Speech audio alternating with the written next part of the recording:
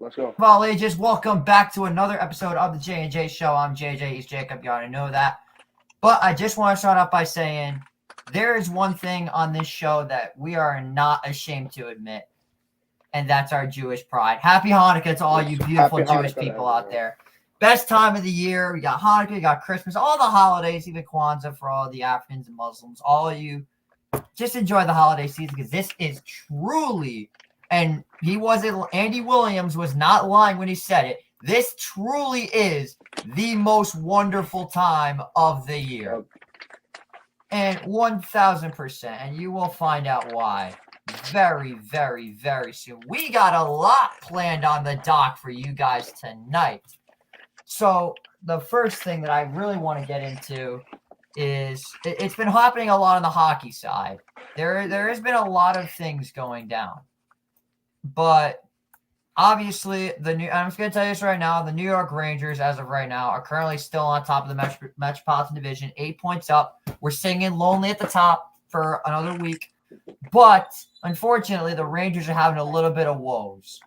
The first woe I need to mention is whatever this is. Rangers third jersey. Do you love him or do you hate him? Because there is absolutely no in between. What do you think?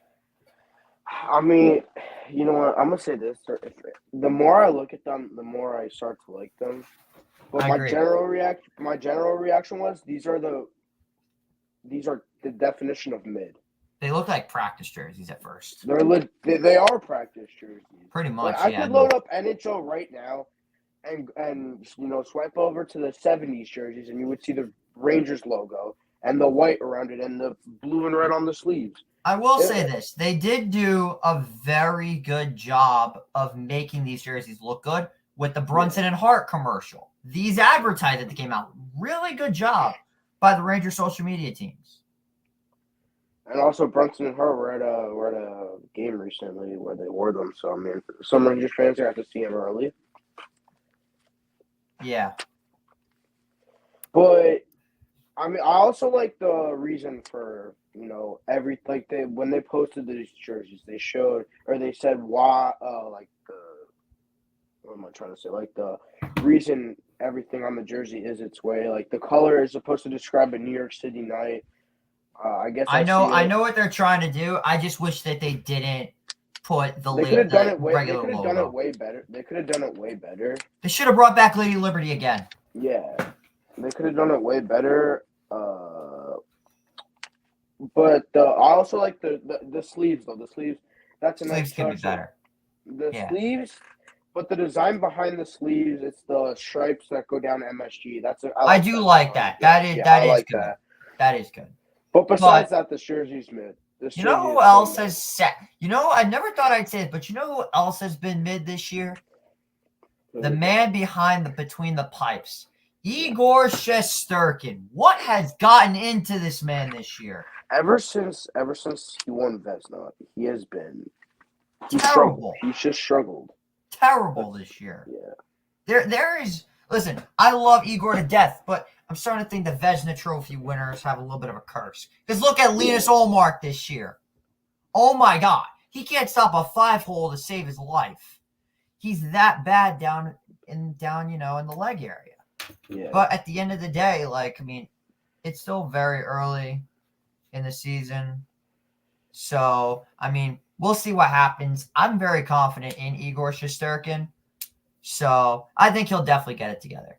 But I'll tell you one thing.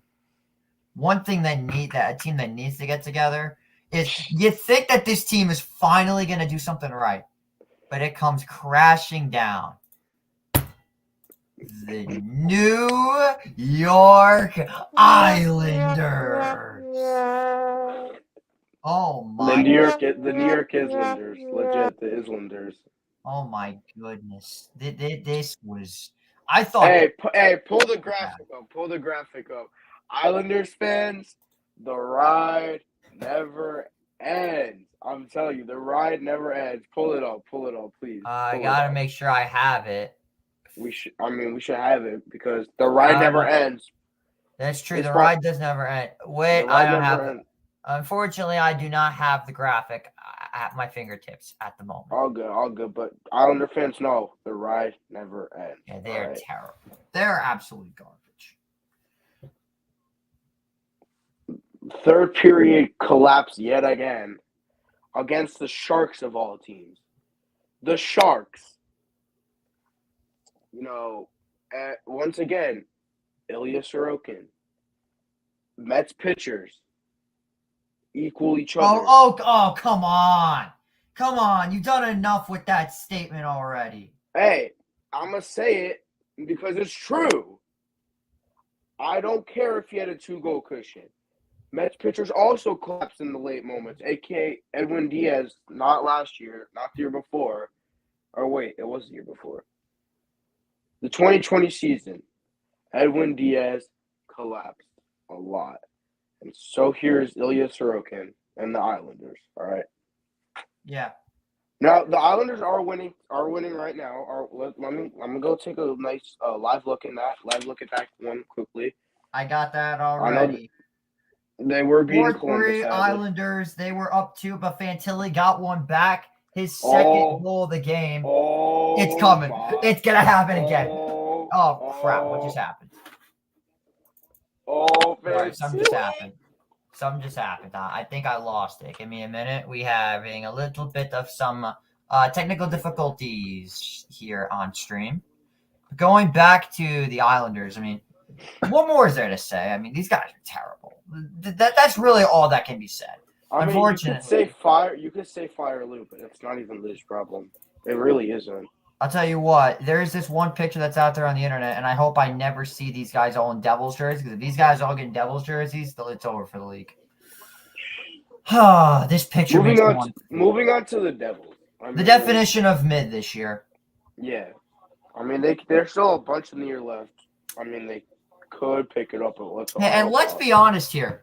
Who would have thought that the Islanders, they're in 4th place in the Metropolitan Division. That just shows how good the Rangers are and how bad the rest of the division is.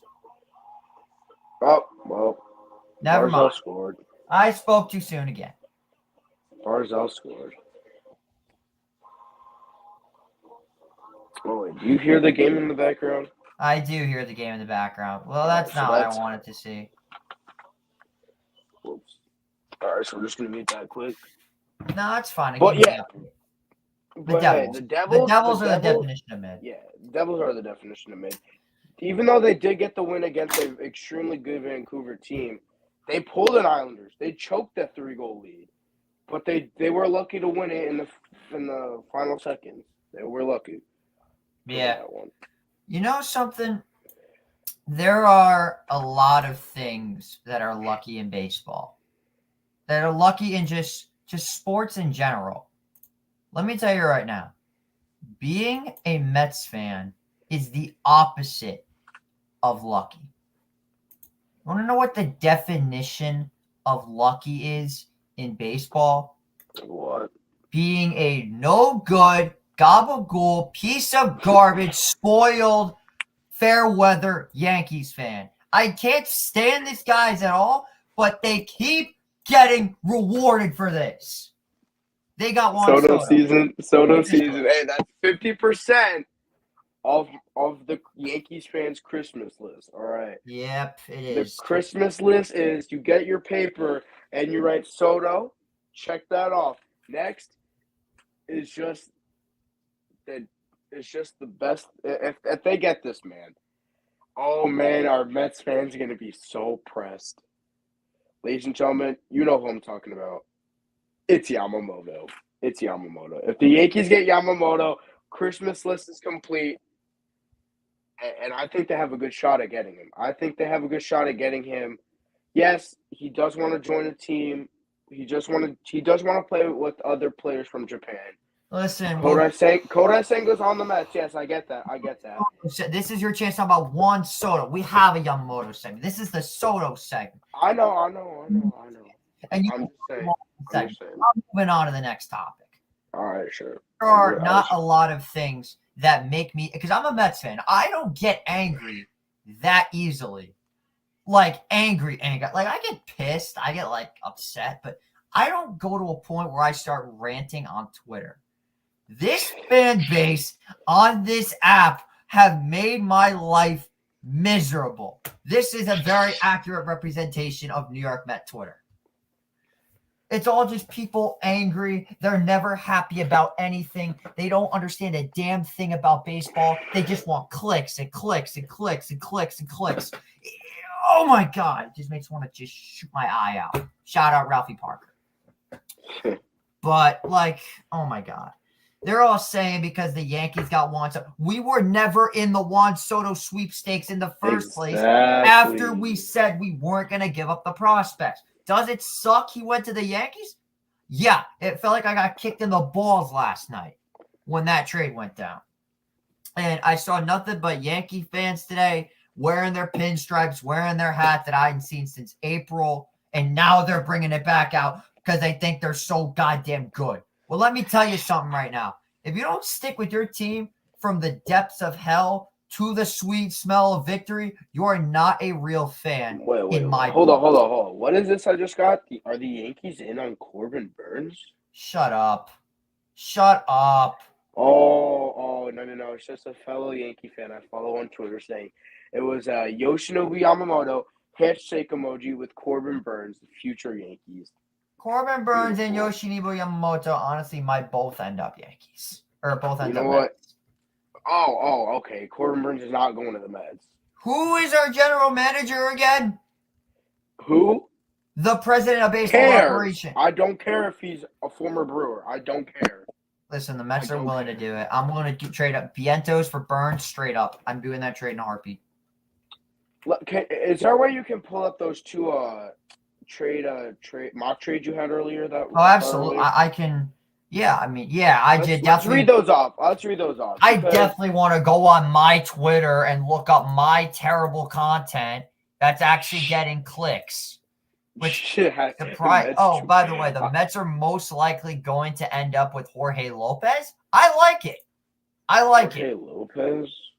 Yeah. Why am I? Oh, that's the bullpen guy. I was thinking of Pablo. All right. Here is my mediocre Twitter. This was my mock trade. Kevin Parada, Jeremiah Jackson, Luis Angel Acuna for Randy Rosarena. And people were very unhappy with this trade. Now, you know what? Sorry, JJ, but I'm going to agree with this one. Acuna for Randy. Just no. Just no. Because in my opinion, sorry to interrupt, but in my opinion, Randy is one of the most overhyped players in baseball. Okay. Like I get that he is probably the best player on the Rays, but he's not even. I don't even think he compares to Soto or Betts or like the top guys. I would say he's a B8. If we're going off the S-A-B-C list here, I'm going with A. If we're going off A-B-C-D, I'm going B. He's not a top line. He's not a top of the top guy. All right. Yeah, I agree. I mean, I think that the other thing that needs to be mentioned is the fact that I did end up posting another mock trade. This one got a lot more positive content on it. Yeah, now this one I would agree with. Yeah, Vientos, Parada, Jeremiah Jackson. I am okay with trading Mark Vientos because I don't see a spot for him on this roster. Yeah, I agree with this one. This one is a lot better. This one is definitely a lot better. I would definitely do this. But here's the thing. But then we go into the comments and they say this is much more realistic from Met fans. But then you go into the discussion. And, of course, there's a good chance that the Tampa Bay Rays wouldn't be taking this trade. Shout out my guy Cousins. This guy actually knows his shit. I'm very impressed with his baseball knowledge. But anyway, that's not the point. What I'm trying to say is Mets Twitter so far is absolutely insufferable, and it makes me hate being a Met fan. But let's talk about. There are some teams' Twitters that are absolutely outrageous. Yeah, Yankee Twitter had no spaces for like 5 months. Now there's like 7 of them at one night. JJ had one, like Firehouse Yankees had one. All the bigger Yankee fans are finally coming out of their Hey, shadow. It hey, makes me follow sick. Jimmy Randazzo for all Yankees content. All right, just gonna No, put that thank out. you. Follow But- him for all Yankees content. But I will say this: what I'm really hoping. Listen, Soto is a Yankee. Listen, I'm okay with that. But here's the thing, though. Here's the thing, though. It probably is gonna be a 1-year rental, which I don't get why they're gonna do that. Because Cashman probably thinks that they can't afford to pay Soto. I mean, they probably can, but here's the thing: is he has Scott Boras as his agent, and we all know Scott Boras. That is true. Gets players 200% more than they're actually worth.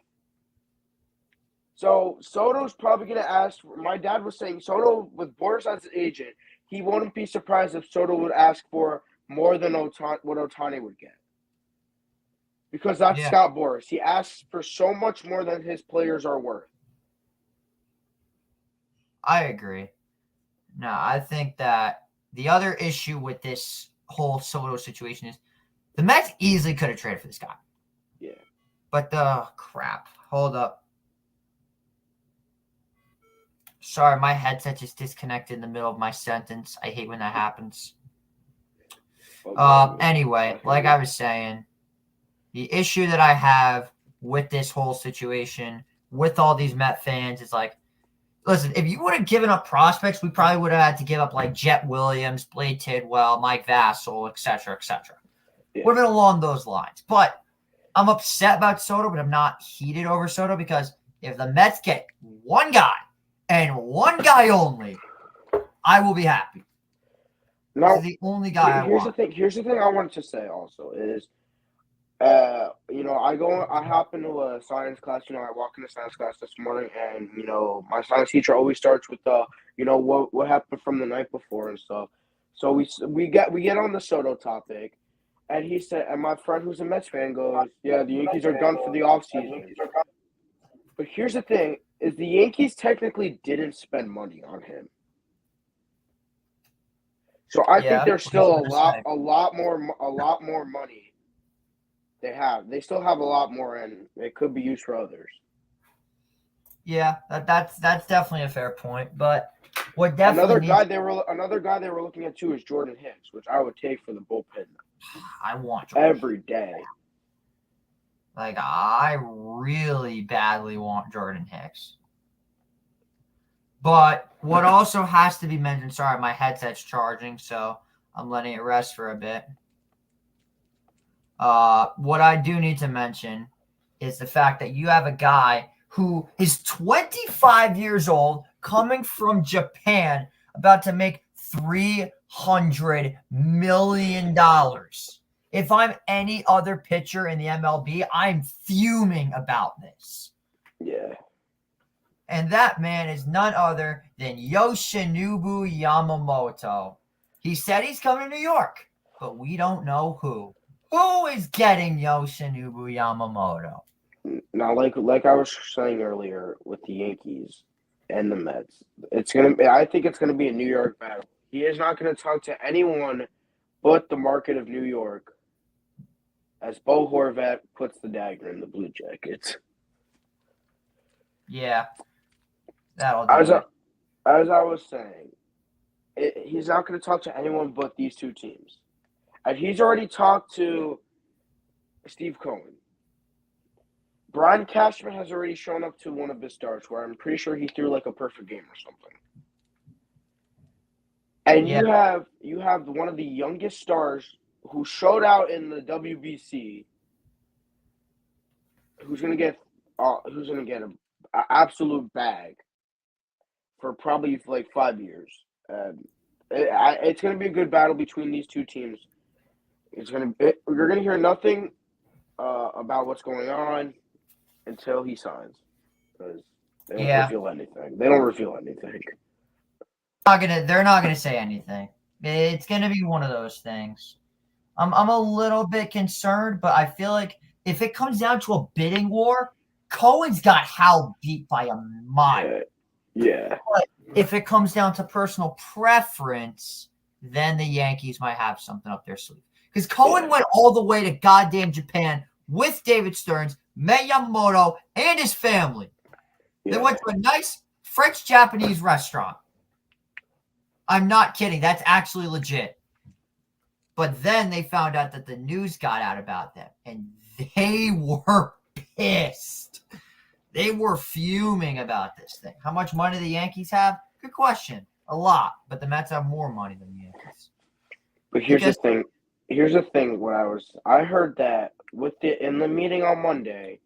I don't know if this is false. It probably is because a delusional Yankees fan sent me this.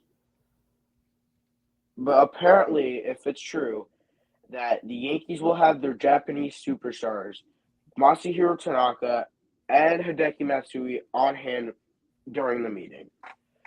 So if those were his idols growing up, is he gonna take the trail of his idols and head to the Bronx, or is he gonna partner up with Kodai Senga in Flushing?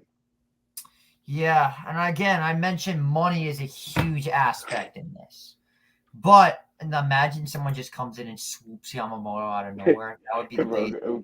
Because here's the thing: the Yankees have a superstar that they signed already. If they don't get Yamamoto, it's like, whatever. There's other stars out there. This is the guy the Mets have wanted from the beginning. If you don't get Yamamoto, you're going to unlock Cash God Cohen, and we've all learned in the past how deadly Cash God Cohen is. He'll sign everyone on the market. I mean, does the GM even have a say in what they do and what the team does? Stearns, absolutely, he does. But Cohen's the one that throws the money at the guys. That's because Cohen has the money. Yeah, I know. Stearns gives him the guy. Cohen throws way more money than he should, like throwing $13 million at Luis Severino. And $2 million to Joey Wendell. That doesn't make sense how Severino makes $11 million more than Joey Wendell, when Joey Wendell's honestly a better player than Severino is. But enough about baseball, because I'm about to have a goddamn head rush. Let's just get into that's all for baseball. And if you want me to talk about the Knicks, what's there to talk about? They got the doors blown off of them by the Bucks. I wasn't surprised. Julius Randle played a good game. The Pacers beat the Bucks, though, in the semifinals. What? Yeah. Oh, my God. The Pacers are going to win the whole goddamn thing. Halliburton, bro. Halliburton's crazy. Yeah, Halliburton. He is excellent. Imagine the Knicks trade for him at the deadline. Imagine. Don't call me Robbie Basil now, but hey. That'd be crazy. It could happen. Excellent. All right, let's get into our NFL weekly recap. This year is getting off the goddamn rails. Let's begin with our Thursday night football game between Seattle and Dallas. As we covered live on the show, we covered about the first half of this game, if I remember correctly. Yeah. The Dallas Cowboys, the Seahawks had this game. I will be 1,000% honest. The Seahawks had this game, but you cannot give the Cowboys a chance. You give the Cowboys an opportunity, they're going to take over. They're going to be unstoppable. They're not going to let this slide. You cannot give Dallas any opportunities. Dallas rightfully deserved to win this game. Period. Yeah, totally. The Cowboys at home are just a scary team in general. Yeah. And if you just even let them have a lead with the ball, you're not going to get it back. Yeah, I agree. That's the only thing that's got me a little bit concerned about Dallas. All right. Then we go to Indianapolis, Tennessee. This game was all over the goddamn charts. This was interesting. It looked like the Titans could have won this game multiple times. Yeah. But we'll see. Oh, my God. All right, I'm officially done with this fan base. People are freaking out because Pete Alonso hasn't signed a contract extension yet. We're going after free agents. How stupid are you? Jesus Christ. Oh, my Lord. Anywho, back to this game. The Colts did not deserve to win this game at all. They just took advantage because the Titans made so many offensive mistakes. But a good win for Indianapolis nonetheless. We even really did talk about the Falcons-Jets game. Okay, could we just, skip over that? Yeah. I know we're New York, but this game was so bad, there's no point even talking about it. Because, again, the Jets quarterback situation was more of a logjam than the Mets bullpen. And that said a lot. We had guys like Zach Muckenhurn, Jeff Brigham, Denny Reyes, Steven Nagosic, Sean Reed Foley. Who else? You know, Adam Ottavino, because he's legit a random sometimes. he is a My random. my friend said that Acuna got probably had at least 3/4 of his stolen bases off of Adam Ottavino. Yeah, that's bad. Then you had the Lions and Saints game. Oh my goodness. That was actually a solid game. It wasn't. The Lions had a 21-0 lead in the first 7 minutes and almost blew the game. Yeah. Well, that's why it was a solid game, because we had a comeback there. Oh, hold up. I forgot to mention this. I know it's a little bit late, and I kind of messed this up, but actually, wait, no, I didn't. Never mind. Forget I said that. The Lions had this game won way earlier in the game, and they nearly blew it. So I can't say that I'm too surprised by this with the Lions, because their defense is very strange, and I don't like what's going on with them. So, I mean, we'll see what happens. I think that the Lions will be A-okay, in my opinion. Moving up to the Broncos-Texans game. Jacoby's boy versus Mr. Unlimited. Was surprisingly a good game. I will go ahead and say that. It was a good game. Yes, sir, baby. Let's go, Shroud. Yeah, I'll give them credit. So, with all that being said, this was an excellent game nonetheless, but hell, Broncos could have won this game several times, but almost choked it every single time. So it is what it is. You pack it up, you move on to the next game. Houston's legit. Denver, I guess you could say, is legit, but I mean, hell, they should have won this Texans game. I mean, Russell Wilson looked like last year's Russell Wilson. Bro just chucked it up in the end zone at the end. I don't know where he was throwing that. He had just broken 2 tackles. The guy really didn't have a chance. But moving on to, do I have to talk about this game? All right, so there's a game that happened in Foxborough, and the Chargers won 6-0. All right, next game. I agree. Yo, hold on. Can I just say this? What do the Patriots do that they aren't good at? They win football games, and they tank perfectly. I don't know if you want to say they tank perfectly, because at the moment they're failing at that. Well, it's the Steelers. The Steelers love to play down to their competition. Anyway, Cardinals and Steelers. God damn it. The Cardinals literally can't do anything right. I know you can't see the scoreboard. There it is. There's your scoreboard. Jesus Christ. They legit can't do anything right. It makes me so sad. I want them to finally tank properly, but they refuse to do it. Steelers play down. If they tank properly, team's gonna tank. For example, the Panthers. Are they gonna tank? They're tanking perfectly right now. As we'll get to them in a moment, but they're tanking perfectly. But they might not even get the guy that everyone was looking to get. Because there's players that still are undecided if they're going to the draft. So I'm just saying maybe this year tanking isn't maybe tanking right now isn't the best. But if it works out in the end, it works out. I think the other thing that needs to be addressed is, I'm going to go ahead and say it, I'm predicting Marvin Harrison to go number 1 overall. If he declares for the draft and it's the Panthers, then yeah, I agree with that. The Panthers don't have a first-round pick, my friend. Oh my God, I keep forgetting the Bears have it. That is absolutely hysterical. I forgot the Bears have it. Oh, they gave it all up for Bryce Young when that number 2 guy was waiting right there for you. Shame on you. Yeah, this man right here with the Shroud. Right. You traded for him, you maybe would have been a little bit better. But anyway, I don't even know about that. I mean, Shroud's best target's now done for the year, so who knows if he's even going to be it. I mean, it's not like Dolphins Commanders was that much of a better game. That game was also trash. Hey, I love Tyreek Hill. Moving on to our late window games. Panthers, Buccaneers. Buccaneers could have won this game 10 different times, but they decided to let the Panthers in the game to toy with them and then break their hearts, winning by only 3 points. Inexcusable performance by the Buccaneers. Yep. All right. I never thought I would say this. What the actual fuck, Eagles? Oh my God. What this Bro, game I told you guys. You did Last tell week, me. I told you guys. It was going to be the Niners, and it was always the Niners. I gotta be honest. I should have just stuck to what history says. Okay. I'm about to describe to you the 49ers regular season in one 4-length cycle. Cycle number 1, your preseason hype. You're rumored to win the Super Bowl. Part 2, you start off mediocre.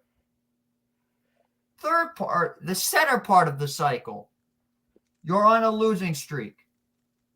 Third part of the cycle, you go undefeated in the second half of the regular season and go on a playoff run. Top of the cycle, you lose in the playoffs, rinse, repeat. It's the same thing every single year. They're so good at fooling us into making it look like they're a bad team. Hey. But yeah, when the Eagles have to play Brock Purdy healthy, the Niners are going to control. Let's see what happens in a playoff game, because the Niners are regular season merchants, to be fair. True. But that is neither here nor there. That's still up for debate. And respectfully, to anyone who thinks Brock Purdy could win the MVP, just shut the fuck up. He's the biggest check down merchant I've ever seen. Bro, I'll be honest. He has some great receivers. Debo, yeah, good. I'm gonna go ahead and say it. Hold on. Let me finish this first. Ayuk, solid. CMC, amazing. Debo, great. Kittle, good. Jawan Jennings, decent at times. But I said his name already. The Niners get carried by CMC and the defense sometimes. Makes me sick. The defense sometimes, but CMC every CMC game. is by far my least favorite player in the league. So seeing him do this on my biggest rival. This week it was not CMC. I'm gonna say it. This week was not CMC. It was actually the pass game. It was Debo. It was Debo Samuel. It was run after catch. Debo had so many yards, run after catch. And I'm gonna go and say I have not seen a team like the Eagles that are this high just get absolutely dominated. That's what it was. Yeah. The score may look deceiving. The Eagles could have won this game. That's true. But you can't kick field goals against this team. You can't do it. Yeah. Now on to a more happier subject. The boys got their 4th win in a row. I love what I'm seeing out in Los Angeles. This was beautiful result by the fellas. I mean, they couldn't have started off this game any worse, letting up a 3rd and 24 as I expected, because they can't stop a 3rd down and save their lives. But I will say this. Puka Nacua, you're an absolute dog. You go up for a 70-yard touchdown on a nice afterburner route. You then, it looks like you dislocate your shoulder. You come back in the second half when you're rumored to be done for the season. Comes back, scores. I'm pretty sure he scored. No, he didn't score again. But still, comes back, has an incredible game. And now he's playing this week with the injured shoulder. And I will say this. Kyren Williams, I'm so happy to have him. I love Kyren, bro. I don't care if he went to Notre Dame, bro. How could you not love Kyren Williams? Fantasy carrier, bro. Another 20-point performance for Kyren Williams. He is a magic. And I'm loving every second of it.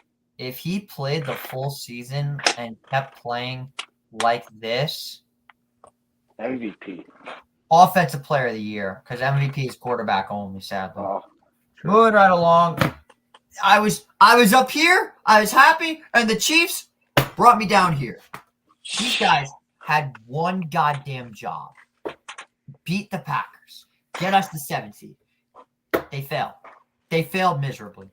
The Packers controlled this game from the very beginning. My good friend Urinating Tree said this. You may have killed the man, but you failed to kill the idea. The Packers have another goddamn franchise quarterback. and his name is Jordan Love. That man can ball. I will give him. But the referees in the final drive, that was the single worst officiating drive I've ever seen in the NFL. I mean, people might say, "Oh yeah, it was a makeup." Oh wait, no, they missed the calls. I actually know that. I was gonna say like it was a makeup game for when T Swift was at MetLife for the Jets. People can say that all they want, but still, who cares if it was a makeup or a payback for the Chiefs and stuff? But still, you can't miss calls like that. You can't. You just can't. Yes, 1,000%, and that makes me sick. Even though the Giants weren't gonna make it, if in some reality universe they won out, that game sealed it. Yeah, I agree. And then you got the battle of the backups. Well, sort of. Who would have thought Jake Browning? Oh, I'm going to go ahead and say this. Jake Browning, you are the king of the week. I still don't have a king of the week graphic. I still got to get one of those. But yeah, Jake Browning, you are king of the week. Unbelievable performance against the Jaguars team that was about to win a 1 seed. Yeah. Wonderful job by him. And this came down to the very end, and it looked like everything was going to go. And by the way, the bozo of the week is also in this game. Tyler Boyd, you are this week's clown of the week. What on earth was that pass? That was a definition of a dud. That was not a dud. That's a duck. Like, that might be the biggest duck. You may as well have been fluffing a duck on that play. Jesus Christ, Tyler Boyd. Nonetheless, Trevor Lawrence goes down. All hell broke loose from there, and then we all know what happened after. I would just say this now about Trevor Lawrence.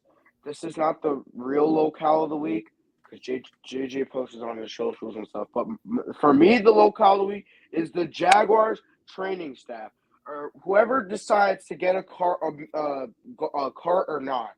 I don't care if Trevor Lawrence said, "Don't get me a car." Get the man a cart anyways. He almost collapsed as he was walking back. Bro became an absolute meme walking through that tunnel. Yeah, that could have been really, really bad.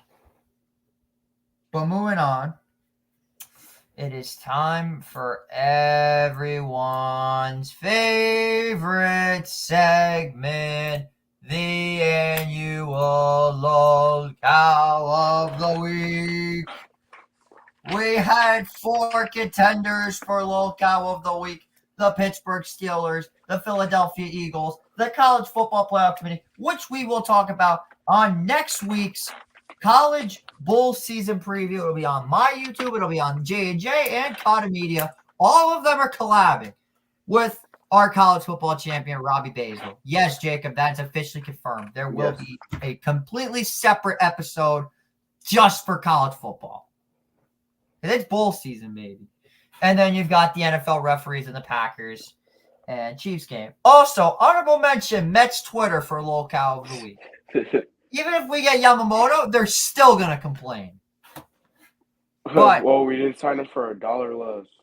The obvious choice, according to you guys, and I'm looking at the numbers right now, I'm not going to show the numbers from now, with 52% of the votes.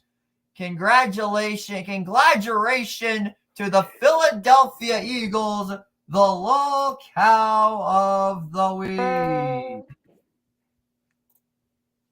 There we go. The Eagles are our locale of the week. I never thought we were going to say this. I was astonished by that. The fact that they are actually the locale of the week. Like, that genuinely blows my mind. I didn't think that would ever be happening. But I got a question. How did we all do in last week's picks? I actually want to know how I did. All right. I knew you were going to ask. So, since Basil won college football, he did the NFL picks last week. So his record will now go off the better record of the two weeks he chose. And Mr. Basil. Oh, God. Unfortunately, it is not going to win you NFL champion also because of the less games we had. But Mr. Basil got his lock correct and his upset, which gave him +4. Mr. Basil's final record for week, I don't know if it's 12 or whatever week it was. It was I think 13. Week Oh, 13. so this is week 14. Okay. Of week 13, ladies and gentlemen, he is now in second place with an 11-3 record. All right. Not bad. That's pretty good. 11-3, yes. The 3 losses. I don't think anyone's going to beat JT because of how many games he had in hit. How many games he picked. That might be a little bit unfair. I mean, yeah, but unfortunately, it's luck of the draw. The 3 losses were. It is what it is. The second place locale of the week, probably. The Yinzers. Oh, my. The Cleveland Brownies. And the Philadelphia Shitgulls. The Philadelphia. Nah, it doesn't make sense. I can't say Philadelphia because that's not the Philadelphia Filthies. Like I like to call them. Yeah, the shit Eagles. That's what Yeah. his 3. But his lock, the Tampa Bay Bucks, and his upset, the Packers. So I do want to. Our guest is taking a little while, so I do want to kill some time off a little bit. I'm just bringing this up because why not? Are you buying at all into the Giants' hype for a wild card push? Not anymore because the Packers beat the Chiefs, but before, a little, sadly. So give me like let's just take a look at the Giants' rest of the season. I mean, it would have to consist of winning out. It would have to consist of winning out because if they don't win out, then it's not going to happen. You know what? That actually makes sense. But I got something that we're going to be doing a little bit differently now. I know it's not a mock draft. Mock drafts take us way too long. Yeah.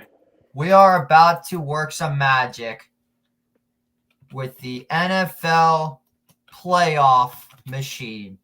This is the first time we're going to be using the playoff machine.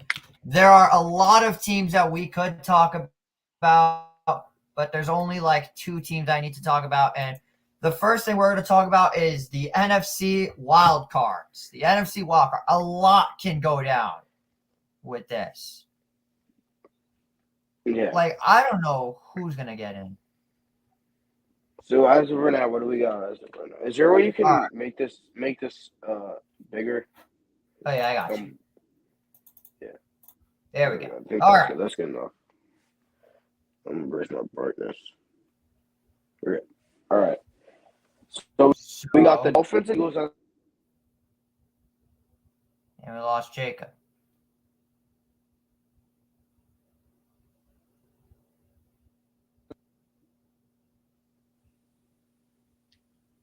Hang on, we lost you. There you are. Oh, no, there we go. All right, so the Dolphins and the Eagles are currently the 1 seeds. Is that Colts? Oh, no, Ravens as 2 seed. Ravens as a 2 seed. Chiefs 3 seed. This is AFC, by the way. And Jags at the 4 with the... And we lost them again.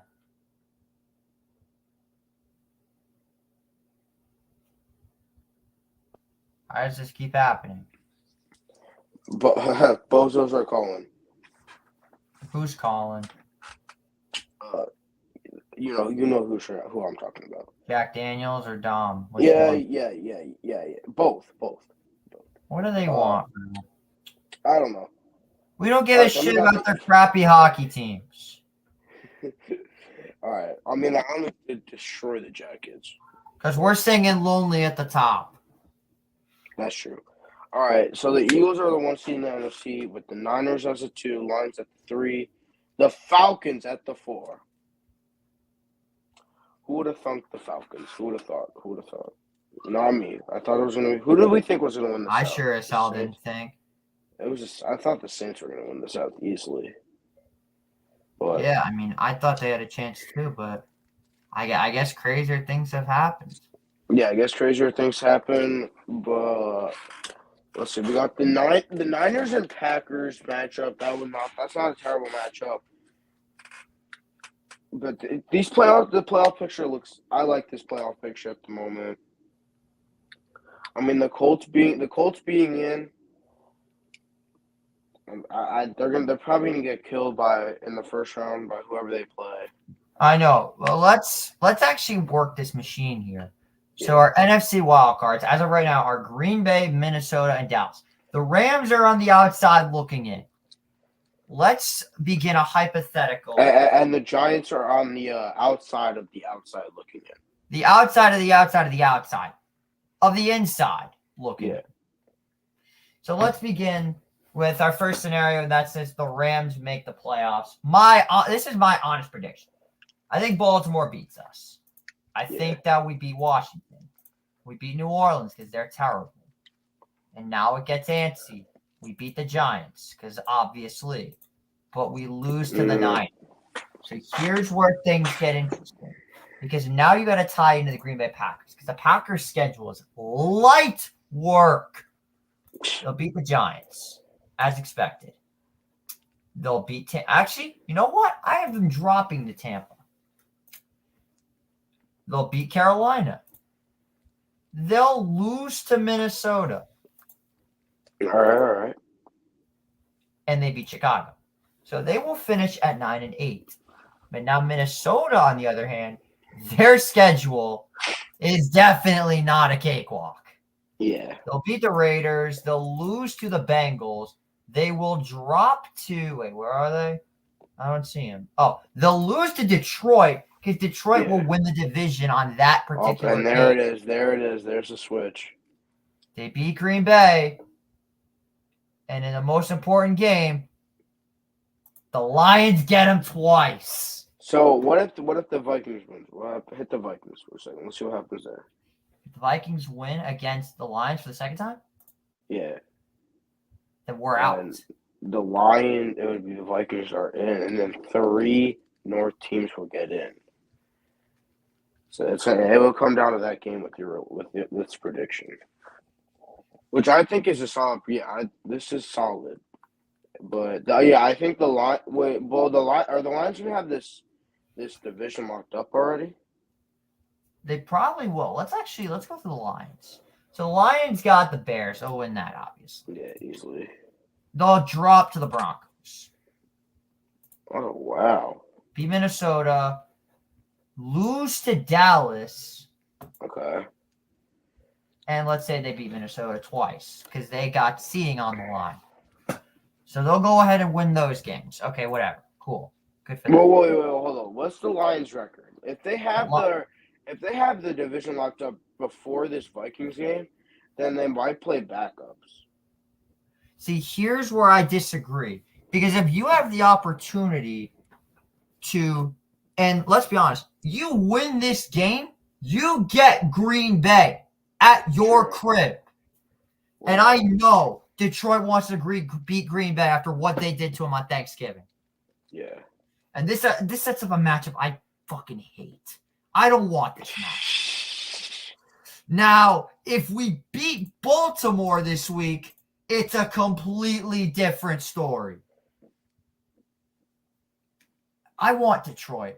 I want Detroit really bad. Problem is, you look at the Niners schedule, I don't see them dropping that many games. So the Niners will beat Seattle. Seattle's done.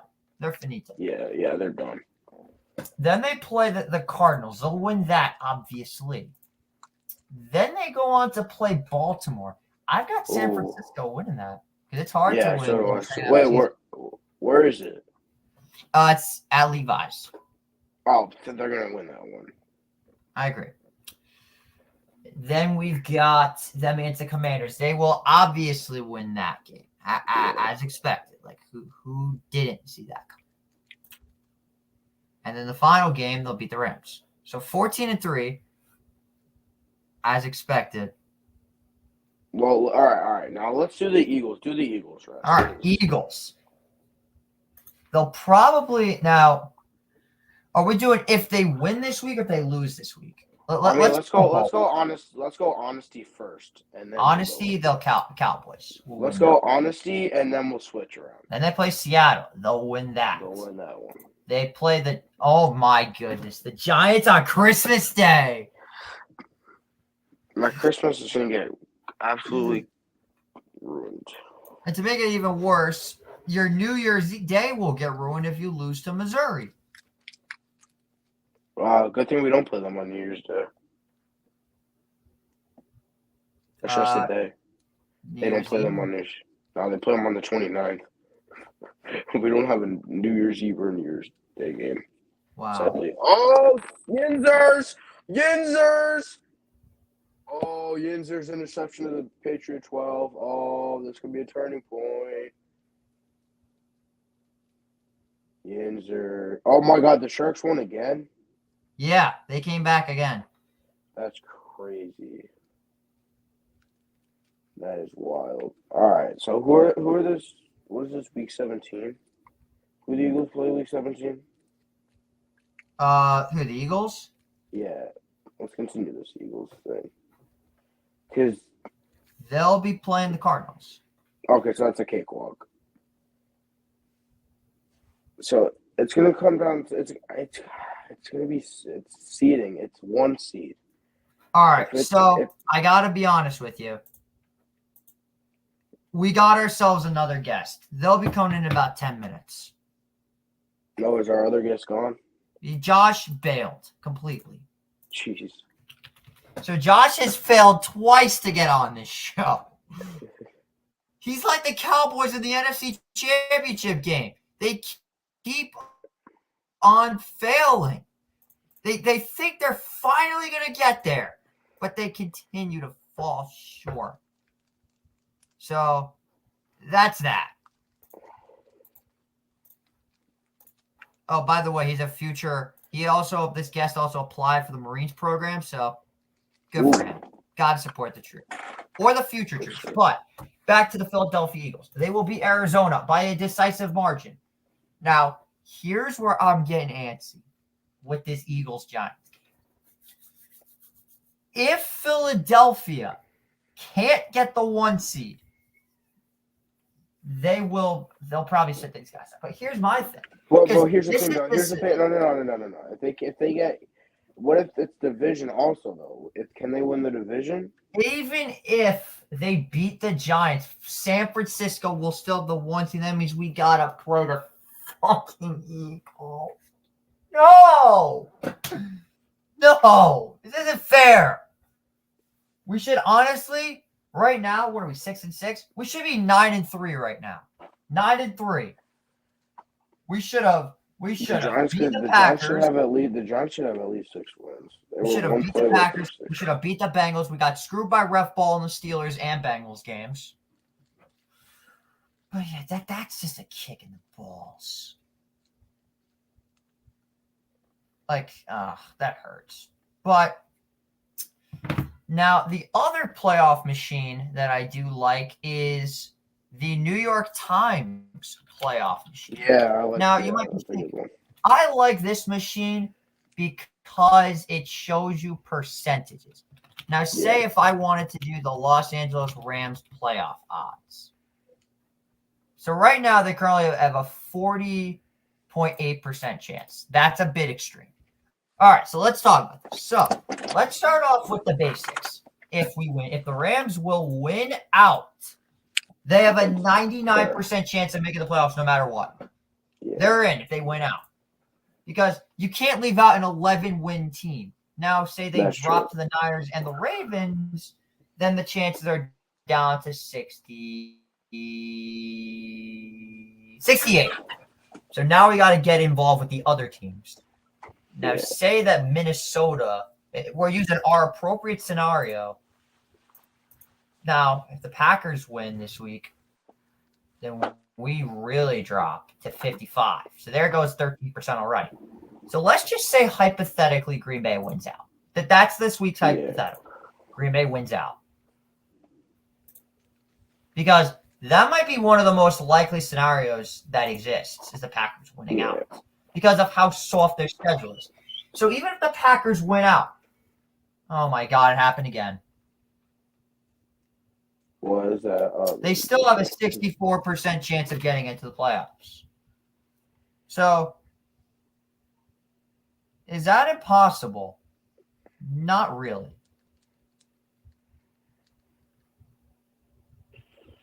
Now, the other thing that needs to be mentioned, and that is what would happen if the Packers were to drop to the Vikings. Now, the Packers would end up finishing with the same record, I believe, as the Rams. So if I look back at this, the playoff machine, I'm not sure why it showed me the division. I don't care about the division.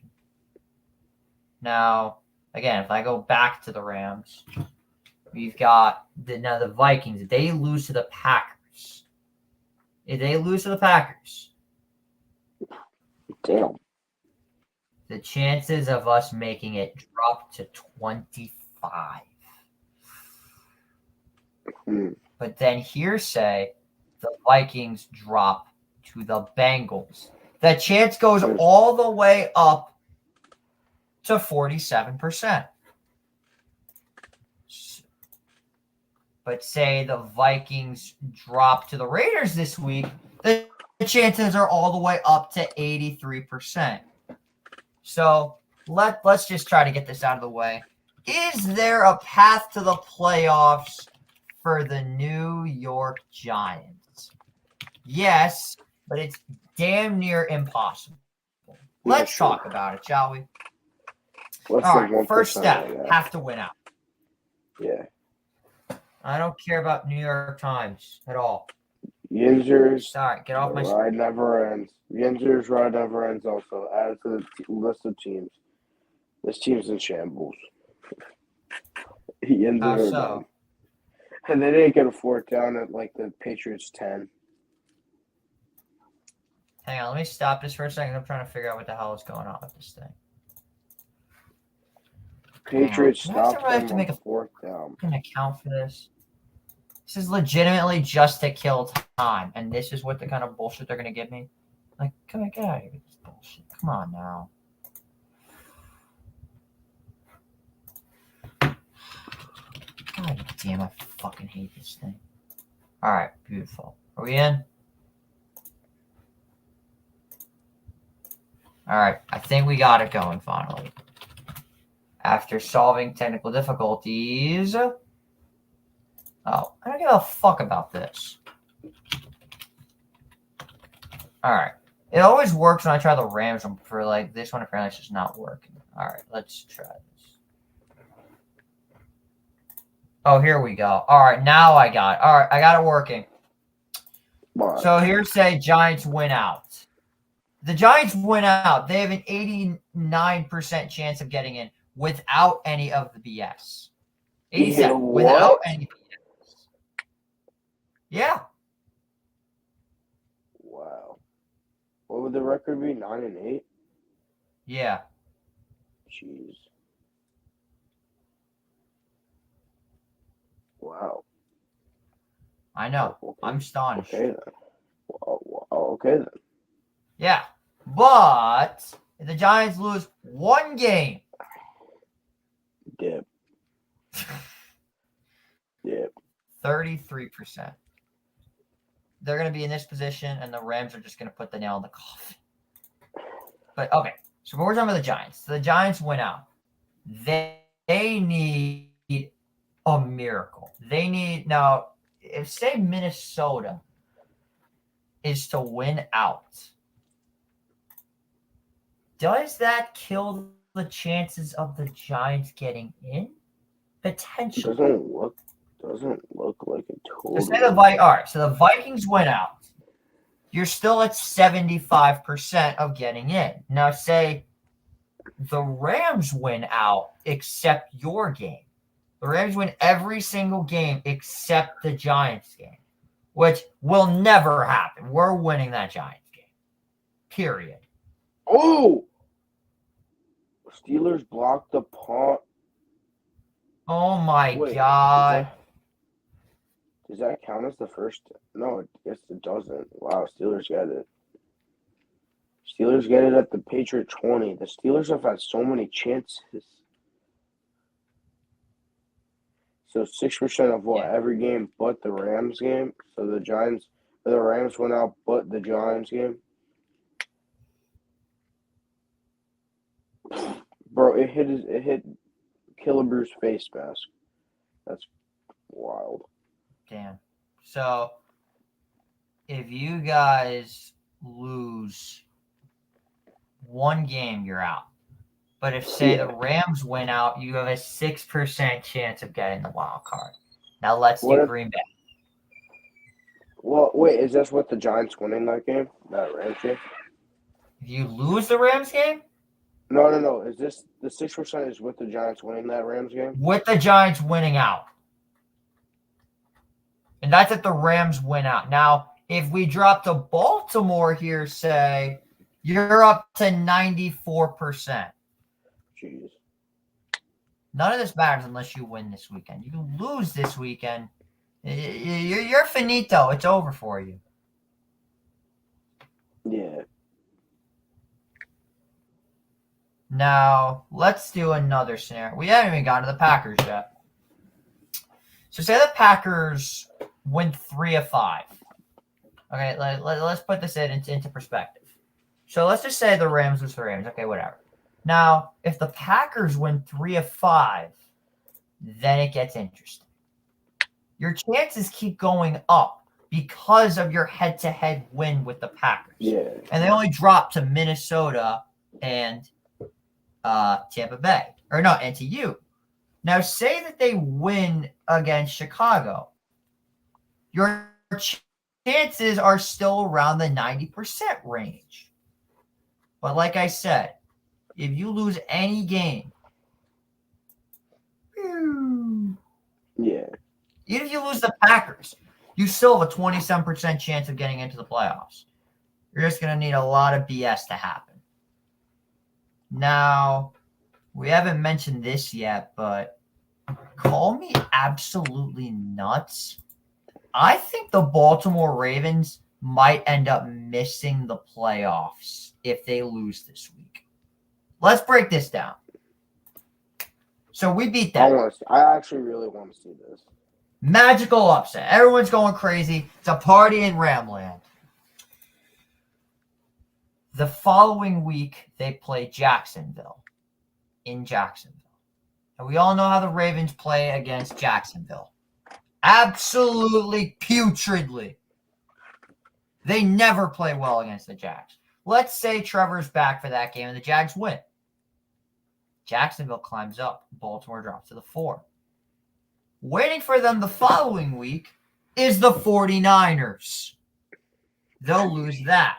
The following week, you've got the team that you, for some reason, just cannot beat, the Miami Dolphins. You lose that game as well. Now you're out of the playoffs entirely. And who's waiting for you week 18? The team you can never beat, the Pittsburgh Steelers. You drop that game and miss the playoffs at 9-8. So if the Rams win one game, are they in? We need to win at least 3 of 5, and if Green Bay drop at least 1. But if Green Bay doesn't drop at least 1, we need something crazy to happen. Now, the other thing that needs to be mentioned is I'm pretty sure there is a legitimate path. Let's just find the AFC South, because anyone can win that division besides the Titans. Titans are out. Because you look at the standings right now. Let's just reset the bad play. Titans are out. There's no shot. Well, actually, no, they're out. Okay, so let's say Jaguars win, Colts win, Texans win. Again, they're the only teams we're focused on. You look up, you see Jacksonville still holds on to that seed, but then they got some tougher games coming up. Let's just say that the Steelers beat the Colts. Colts fall to 7. Then you've got, and this is the scenario of how Houston wins the division. They beat Tennessee. And let's say Jacksonville loses to Baltimore. Baltimore climbs up to 10-3. Houston and Jacksonville are tied with tiebreaker. Houston then goes on to play Cleveland. They win that. Jacksonville plays Tampa. They go on and win that. They're still flipping back and forth. And I lost it. There he is. Week 17. Jaguars play the Panthers. They'll most likely go ahead and win that. Texans play against the Titans. They'll go ahead and win that. The division record gets better and better for Jacksonville, and for Houston, it gets better. Now, Houston's got Indy. Jacksonville has Tennessee. So I think I may have went wrong somewhere because Tennessee's going to win, and so is Houston. Or no, Jacksonville wins, so does Houston. So the only way that really happens is if Jacksonville drops to either, let's say they drop to Cleveland or Tampa Bay. They drop to either of those teams, Houston wins the division. Now, we just described Jacksonville. Jacksonville has to win out. Simple as that. If Jacksonville wins out or the Texans drop a game, they win the division. Now, I assume you want to see what Indianapolis is capable of. Step 1, win games. So, again, like I said, they'll win that, and the Jaguars will win that. All right. So, you're sitting at 8-5. The following week, you play the Steelers. Got to win that game. Jacksonville plays a tough Ravens team. Houston will take care of business. Okay, so you're tied with both Indianapolis and Houston. You play the Falcons. You win that. Texans will win their game. You jump up to first place. But if Jacksonville wins, they take their division lead back. However, Jacksonville, actually not Jacksonville. Colts play the Raiders. They'll handle that. Jacksonville will handle their business. Houston will handle their business. So you're still at an 11-5 tie. Now, week 18. If Indianapolis beats Houston and Jacksonville wins, and Jacksonville drops to the Titans, that is how the Colts win the division. Next up on the list, the Pittsburgh Steelers. What's the score of the Steelers-Patriots game? The Steelers just got 8. They got a Trubisky sneak and a Fireman 2-point conversion. So 21-18 now. Patriots up. Yeah, I agree. I think the Steelers will find a way to win this game. All right, so say the Steelers do win. Step 1 for the Steelers is win out. And it's not that difficult when you look at their schedule. They can easily win out.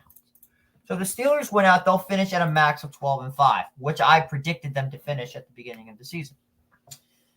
Now, if Baltimore is to win every other game but the Steeler game, I think that still puts them over. But let's say they dropped to Jacksonville, but they win every other game.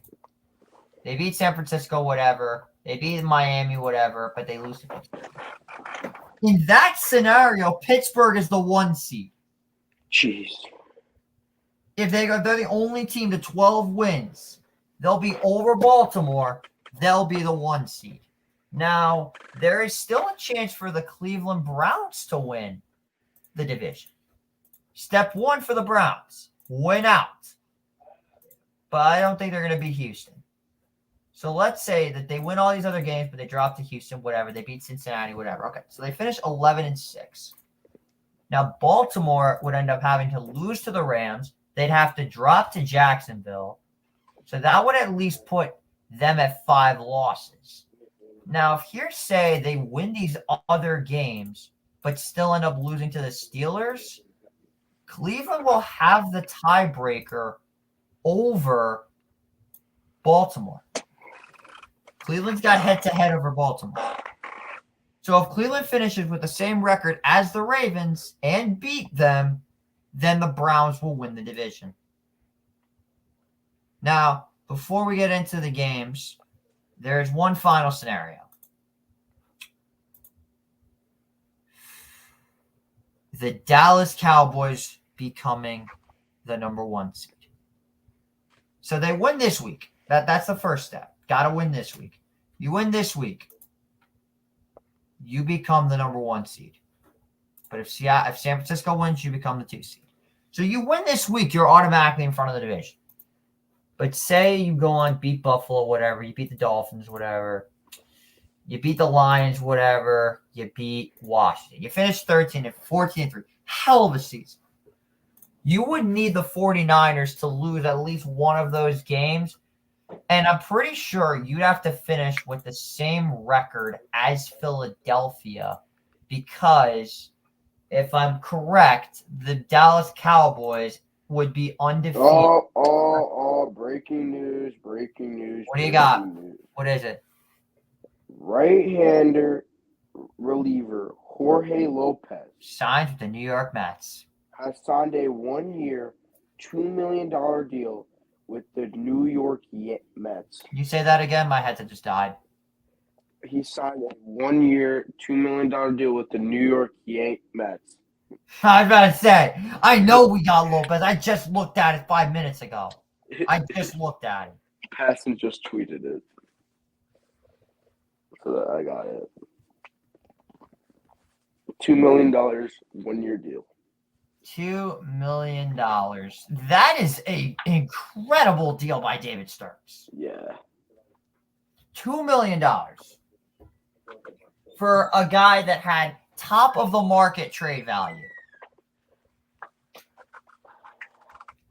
So that's big news for the Mets. I love that side.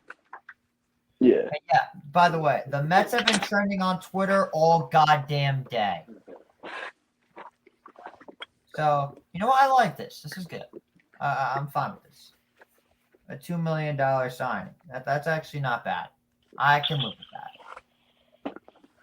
So, and of course, everybody else is laughing at the Mets. Oh, it's a 1-year contract. $1 million. I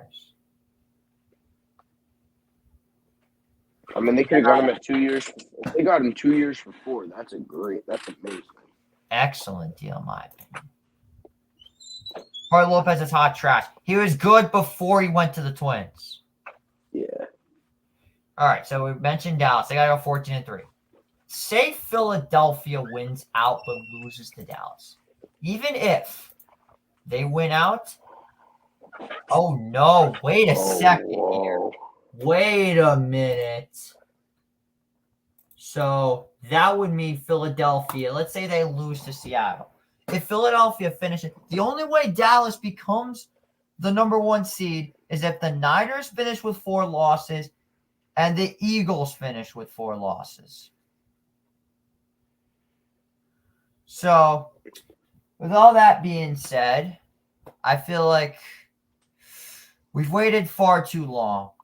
And no, it's not time for the NFL picks. Our guest is on the way. He's coming straight from deployed in Gaza. He is because he's part of the U.S. military, as I already mentioned. But is he actually? No, obviously not. I was going to say, I was like, he just got a letter from the Marines. That's what I was about to say. I was like, yo, that's amazing. That's crazy. I wish. It's time to get into our game of the week, but not the game of the week you people are thinking of. It only happens one time a year. These guys are rivals for 364 days a year. They come together for 1-1 only. It's the greatest rivalry in all of college sports. The greatest rivalry in all of sports. That's cap. That is the cap. iconic Army. Okay. It's the second best rivalry in sports, all right? Yeah, second best. You know what? I can live with that. That's the second best, all right? You know, we're going to put the close Iron Bowl third. And first, we're going to put the game, of course. But Army-Navy, yet again. And, you know, I always look forward to this personally. I always look forward to this game. And I know you do also. My dad actually went to the last Army-Navy game at the link. And he said that he was like, he hated every minute of it because there was nothing, because he was in the house of the NFC champions at the time. He was pissed. I mean, oh yeah, he's a Giants fan. I thought he was a Rams fan for a second. But, hey, nobody likes the link, dirty stadium. But anyways, Army-Navy, excuse me, in Foxborough this year. Gillette Stadium, home of the New England Patriots. What are the records of these teams, JJ? All right, I'm gonna pull it up right now. I need to know these because Army's 5-6, Navy 5-6. it's even this year. It's even this year. What's the spread right now? We got Army or Navy favored? I believe Army is favored to win this game, but wait a second. For some reason, it's not in Philadelphia. There is a story about it. Yeah, The it's in reason Gillette. why It's at it's Gillette. not going to be in Philadelphia is apparently because it's not in Philadelphia because throughout the history of the Army-Navy game, apparently they've never played in the Boston area. And that shocks me, considering the fact that they've played so many good games. You know, and Boston is so well known for, like, American history. Yeah. The fact they haven't gone to Boston yet, it shocks me. The sleeper app's got a nice little Santa hat on him. That's nice. I find that very funny. Anyway, that's not the point. Taking a look at this Army-Navy game, which is going to be crazy. Yeah, but probably low scoring. Hammer the under, of course. Hammer the under, baby. Never don't hammer the under. Hey, maybe sprinkle $1 on the over just to see if it hits. But don't put too much on the over, okay? Don't smack 20. Don't smack units, all right? Don't do that. That'll mess you up. So look at it. Navy is -3. Army is 3-point favorites, but the over is 27.5. Under.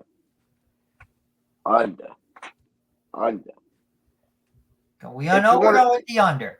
Yeah, obviously the bet for this week, the first ever J&J bet is to hammer the under for this game.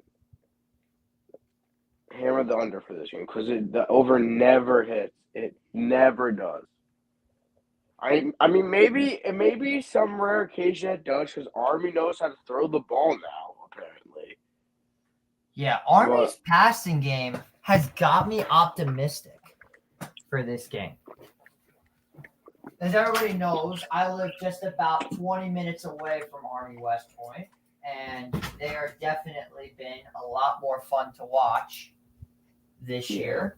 So I'm very invested to see how this game goes. Give me 1 second. I'll be back in about 30 seconds.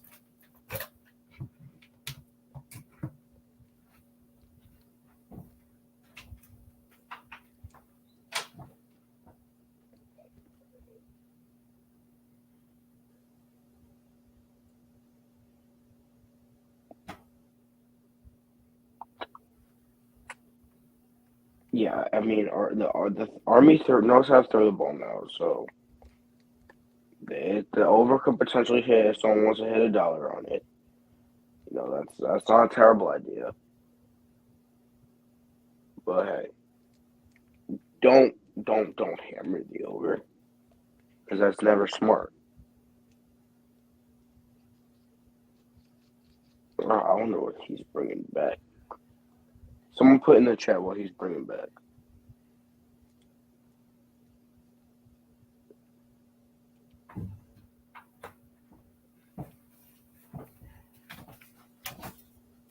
All right, here he is. Fortunately, I could not find my headgear. I'm a little bit disappointed, but if you know me well enough, you know exactly who I'm going with. I say it every year, and for the first time, I could say it again. Go Army, beat Navy. Army at 20 minutes away. Who would have thought? I knew that was coming. Yeah. And, you know, it's safe to say that, you know, Army, who won last year? Who won last year, right?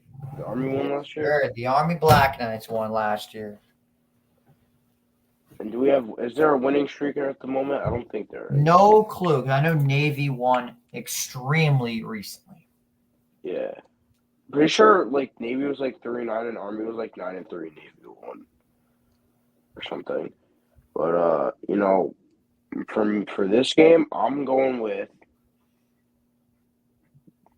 go Army, beat Navy. Yes, sir. All right. Let's go Army. So this is a first on J&J. We do not have a guest for the NFL. I'm astonished. It took 19 episodes, but we do not have a guest for the NFL. But who cares?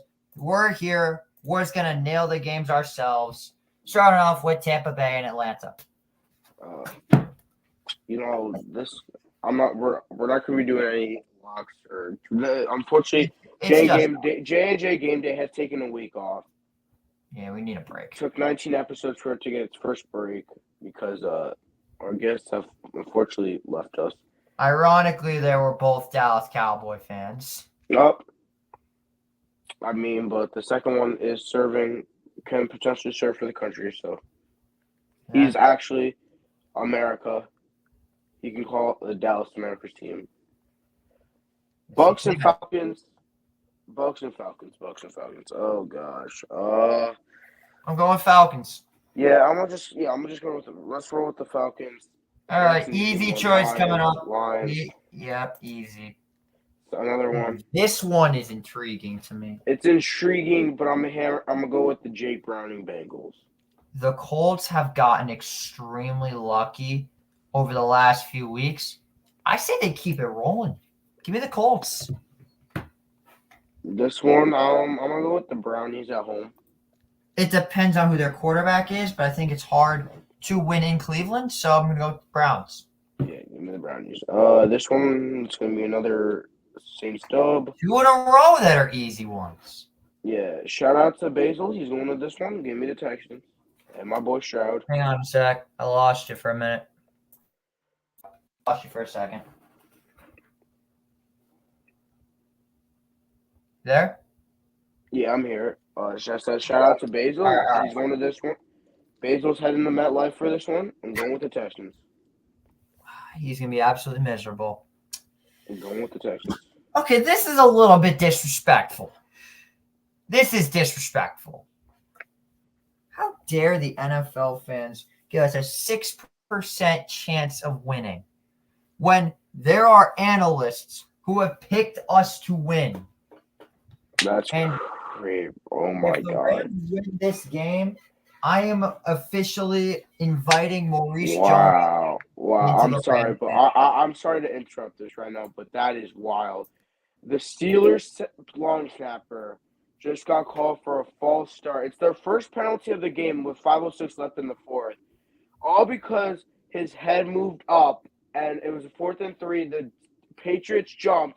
The Steelers' whole offensive, the whole punt unit started celebrating that they thought it was a first down, but it was actually a false start. So now the Steelers just punted. That's outrageous. That one's going to be talked about for a bit. If it was BS or not, but I think that this game is definitely more intriguing than a lot of people think it is. The Rams are a touchdown underdog. That is hard to ignore. But again, you look at this game, conditions in Baltimore are not going to be good. It's going to be a lot of rain. And because of that, I think this will be a very close game, but give me the Ravens by a field goal. Yeah, give me the Ravens also, sadly. Go Rams, though. Minnesota and the Raiders. I think this is going to be another intriguing game. Minnesota. Raiders. Yeah, sure. Niners. Come on now. We all know that is. Now, this one's yes, this is a good game. Buffalo's a 500 team at the moment, right? Yeah. But Kansas City Buffalo's had Casey's number in the regular season. Yeah, Buffalo's has Casey's number in the regular season. Casey's a stronger team. But this game, no matter the records, is always going to be a great game. But it's at Arrowhead. Again, even though the Bills have won the past couple times at Arrowhead in the regular season, I'm still going to go with the Chiefs. Yeah, I agree. But I'm actually, who am I kidding? I disagree. Not so fast, my friend. Give me Buffalo in the upset. This is the first time in this matchup where I'm going to say the Broncos are going to win. I'm also Okay, going Broncos. I would take the Chargers in this a lot, but not this year. Broncos. Yeah, gotta go Broncos. Broncos Sunday, country. the ride never ends. Sunday Night Football, game of the week. We will come back to this. All right. They have another Monday night doubleheader. That's Why? perfect. Well, okay. Are you really gonna watch the second game? The game that's on the bottom of this game? I don't want to watch either game. They both suck. Not really. I mean, you get to watch the high-flying offense of the Miami Dolphins. All right. Or I get to watch the incredible defense of the Green Bay Packers. Or you get to watch this Italian stallion himself. Like, pick your poison. I don't understand. So, I'm going to just go ahead and say it. Dolphins, Packers. Dolphins. All right, sure. Yeah, the Packers I'll pick the Packers, but the Giants are going to win. And on to our final segment. It's getting extremely late. We got to wrap this up. Our game of the week. We're supposed to have two different Cowboy fans on. Neither of them showed up. Maybe they're scared. I think they're scared. They might be. So, Eagles, Cowboys. We all know what happened last time. The Cowboys won, but the Eagles won, but the Cowboy fans were this quick at blaming the referees for the reason why they lost. I mean, the Cowboys it was a goal line stand where the knee was down, like legit an inch from the goal line. So without the rules of it, like I thought that was a touchdown where his knee was down before the ball. Like that looked like a touchdown, but was thrown down. It was not. I think the Cowboys are better this year. To be honest, I think the Cowboys are a better team this year. The Eagles' defense has been very shaky of late, and Yeah. the Cowboys at the moment have only been going up. Dak's going up, CD's going up. The defense after the 40-0 win in week 1, I don't know how I feel about their defense. It's been off and on. But I would be a smidge concerned. Yeah, I would be a smidge concerned with the fact that this offense for the Eagles is really good. But also Jalen Hurts, legit, he gets a lot of protection from his line and sits in a pocket, aka dancing back and forth, pointing to A.J. Brown which way to go. That's all the Eagles' offense is. And then Devonta Smith or Zacchaeus or their other receivers just get open, and then that Eagles' offense really isn't special in my opinion. Players-wise, it's really not. Yeah. Because all it is pointing to where they should go. That's it. They also got a lot of high-end talent. Lots of high-end talent. That offensive line, oh my goodness. The line, that's probably the best line in the league. But let me get on the Cowboys. I'm just gonna set the record straight with the Cowboys. Yeah, I'm gonna go with the Cowboys. I'm gonna make my take on the Cowboys, then I'll make my pick. The Cowboys have had the narrative for the longest time that they can't beat the top teams. Yeah. They can't win the big games. That might be true, but that might also have been under the leadership of Dakota Prescott in his bad years. Dak Prescott has been absolutely phenomenal.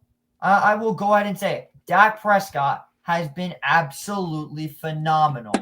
He's the second best. He's the second best QB in fantasy now. I agree. That's another thing. He's very good in fantasy football. With all that being said, it's hard to win against Philadelphia, but it's also hard to beat someone twice, especially when they haven't won at your stadium in over 8 years, pretty much, I think it is. Something like that. With that being said, give me America's team to pull off the upset win over the Eagles. I'm not even going to call it an upset, to be honest, because the Eagles have been so shaky of late, and the Cowboys have been, like I just said, only going up. And I'm gonna agree with you here. I'm going with the Cowboys. And I'm not gonna pull a Pat McAfee and start singing the Eagles song That's not who I am. Even though that was the best college game day pick of all time. Give me Alabama. He's like, what's that coming down the track? It's me. He's like, go dog. Give me Alabama. By the way, I told you Alabama was going to win. You did not listen. I told you. I mean, Georgia had chances to win that game. Bro. By the way, I almost went perfect with all my picks. I almost went perfect. True. I'm not going to tell them up now, but hey, I mean, next week's show. It's going to be a good one. You know, we got the bowl. We have the bowl. That's not even going to be episode 20. Episode 20 is a whole other show. This bowl season thing, that's its own stream. That's going to be like an actual live stream. We're going to be bringing people on, talking college football. And then we'll start with like the smaller bowl games. And then we'll take like an intermission for like 30 minutes. And then we'll do a New Year's 6 CFP stream where we'll bring on Texas fans. I'll try to find some Alabama fans. I'll try to bring on anybody I can. I am confident to make this a success. And episode 20 coming out next week. I'm excited. Hey, we got 20 so far. We're almost 20 in. We're one away from 20 in. We're one away from 20 in. So with all that being said, that's going to do it for another episode. I'm JJ. He's Jacob. Thank you guys so much for watching. And as always, let's go Rangers. Happy Hanukkah, everybody.